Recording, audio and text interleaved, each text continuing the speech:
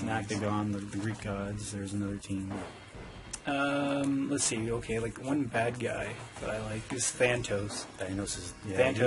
He's the guy in the. He's the Ric Flair. He's the Ric Flair. Yeah. He's bad. His move is actually the figure 4 leg lock. He's Master awesome. Lock, His character is actually a really interesting character. Yeah. And as far as good guys go, is Lord Nexus. He's kind of like the upper mid carder. He could win your heavyweight title. He could win any title. He could win any title. But just plug him in. Usually, if a better wrestler, a slightly better wrestler like Santos would face Lord Nexus would probably end up losing, only because his stats were phenomenal. Yeah, but that's the beauty of the game is the dice roll. It's all random. You never know. It's true. That's really dice. Cool. What about you? What's some of your favorites of that first set? The first set. The first set's a really fucking awesome set. Yeah, it's really awesome. So cool. Yeah, I would say probably Wolf. But you're a Wolf guy. Everyone loves Wolf. I also, there he is. Yeah. There's this character named Wolf. He's kind of like the Stone Cold, I guess you want to call it. Just back in the day. Back in the day. I also really enjoyed Star Warrior. Star Warrior is pretty much the main good guy. Yeah. In the He's like the Hulk Hogan, basically. Kind of, yeah. There's the awesome giant massive was cool. He's got actually the right. You got the big elbow drop. Yeah, volcanic drop. Excuse me. Also, I was really huge fan of Vanity. He is the poor man's Ric Flair in this game. Yeah. I always had him in awesome storylines, but he could never do nothing. No, his statistics was bad. Yeah, but I always liked him. Yeah. So, for the base set, those were my favorites. Then you have Omega. He's the father of Star Warrior and Alpha Force, and later on, he's basically the man. But when the official game begins in 2087, he's already old. He's already old, and he's already downgraded. So on his last legs, pretty much.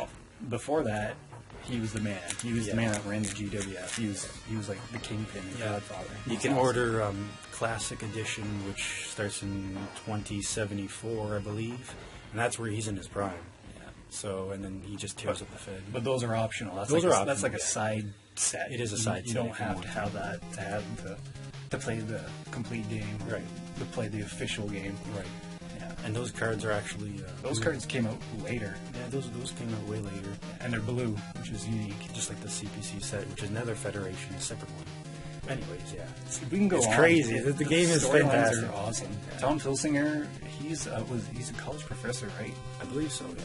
And he's created this game like as a side project, and he brought it to the WWF to make it licensed with Hogan and all that, but they turned it down for their stupid little board game. Yeah, which is stupid. So Tom was like, "I'm gonna make it myself." Yeah, and he just incorporated his own Star Trek and Star Wars, and here you go. Yeah, have fun. Yeah, and he's been doing it ever since. So thank God for that. Yeah, because it gives us old, jaded wrestling fans something to play. You know.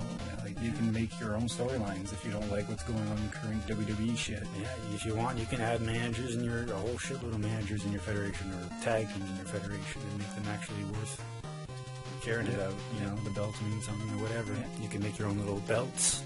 You can paperclip them to the character when they're the champ or whatever. Yep. It's just cool. It's really cool. You can do a lot of stuff with this game. There's a lot of homebrew shit. There's a lot of custom created cards you can make up. Yep. I mean, the community is awesome. It's really cool. Yep. They do great work, and they're passionate about it. We're passionate about it. So. Oh yeah. And then there's also Legends of Wrestling, which came out. That's around 2004. Yeah, that's what I got into. Matt was doing GWF. I would do the LWF, the Legends Wrestling Federation, which is cool. Yeah, it's great. You got like the Road Warriors and Midnight Express, Bobo Brazil, Roddy Piper's in it. Andre the Giant, Macho Man Randy Savage. A lot of good guys on it in there now. Just a whack load. The Sheik. Yeah, the original Sheik and the Iron Sheik. The Iron Sheik, yeah. But yeah, that's the exact same rules, just with the official wrestlers. But I kind of phased out of that, and now I'm going back towards the old sets again, just because I never played through the whole thing. I played the first 3 or 4 years, but then Matt kind of yeah, you kind of got, I wouldn't say you were bored, but you just kind of stopped and okay, I'll pick it up. The LWF. Yeah, so I took up the reins and I played every expansion since. I kept going. How many are there? How many expansions are there? Oh god, I don't know. There's a bunch, like 30 plus. Crazy. But don't let that deter you. If you want to just grab, I used to pick just random sets, the ones I liked, you know. And then it wasn't until later that I started going. Fill in the blanks. Yeah. And Fill in the holes. Yeah. And some days I did 3 cards in one day. Yeah. I just got that, you know, excited and just loved it. Now I get to do, you know, 1 card or whatever, which is fine. That's cool.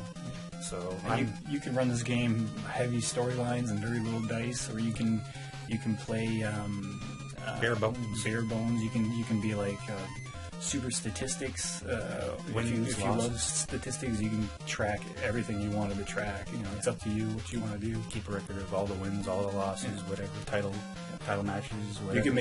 You could do like a full, like, this is a legit sport. We're doing a whole, you know, statistics and just crazy shit like that. You can do it like Southern style, where, you know, Wolf gets hit by a space car, and, you know, by hot stuff Eddie Gilbert or something. He's out for a year. He's out for a year. He's not back next week going like this. Yeah, fuck. Or, you know, he gets his head shaved. Yeah, you know, and it actually means something. Yeah. So you can do whatever you want. The game is fantastic. Yeah. That's why I love it so much. That's why we love it so much. So if you don't have this game, you should definitely go out and get it. PhilSingerGames.com. I'm sure you'll put a link in the description down below to his website, because it's fantastic. Tom and the guys are awesome. That's like, what, the second set? This is the second set, yeah. No, this is the third set. Excuse me. Oh? Yeah, this is the second set. Yeah. Is that the one with Bounty Hunter? Bounty Hunter's cool, too. Bounty Hunter's awesome. Bounty Hunter's awesome. Yep. So, just a great game. And anything else? Anything else you want to add? No, that's pretty well it. It's an awesome game. You should definitely grab it, because it's a role-playing game, wrestling game. It's the best one. Yeah. The absolute best one. It's only limited to your imagination, really. Yeah. So, all right, I guess, is that it? Anything else? No. Any parting shots? No. Okay. All right, then. Well, I'm going to get some dice rolling. I got an itch to... Yeah, I got the hot hand tonight. Actually, you know what? It's another funny thing. You can actually play this as a 2-player game, a head-to-head 2-player game. You pick your favorite wrestlers, and you just roll a dice and see if you can beat the crap out of your friend. Yeah. And get bragging rights. So we see that all the time when we first started. Yeah. We actually didn't run it as a federation.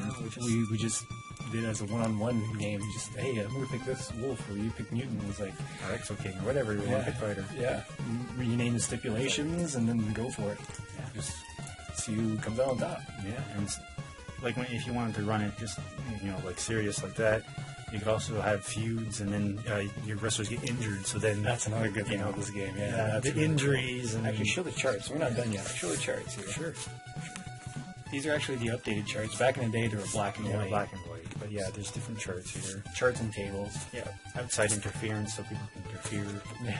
There's the feud table where injuries would occur. Oh yeah, that's like the best part. So if, say, like Wolf got injured, he'd be out for like 4 cards. So you'd have to wait 4 cards into the 5th card where you actually come back. Yeah. Or you could also just do it where he goes through and goes through with his injuries and he'll wrestle, but he'll get penalties to his agility and his power. So yeah, you got to knock it down some grades. So it's really neat that way. It's really and there's plenty more optional rules and different match types and different booklets you can buy. Yeah. Companions, different companions and everything. Ringside Companion? Ringside Companion. They're called the Ringside Companions. There's 2 or 3 of them or something like that by now. Yeah. But there's a few of them, yeah. But yeah, just a great game. And another cool thing is, like, in the booklets, it tells you, like, who they're feuding with that year. So if they're in a match against their feuding opponent and a match ends in the rules of doubles, you roll on the feud table, and then somebody might fucking interfere and then get injured. That's when it really gets fun. Yeah, spike pile driver and out for like 10 cards. Yeah, start a riot or something. Yeah. It's cool. It's really fun. Yeah, it's a great game. Great game. So, all right, yeah, there we have it. There you go. Well, thank you for coming aboard on this episode. Thank you for having me. Hey, yeah, no Champions problem. of the Galaxy. Go get it. Yeah, really. Yeah, it's fantastic. It's a lot of fun. All right, guys. Later days and later levels. Take care. Bye-bye.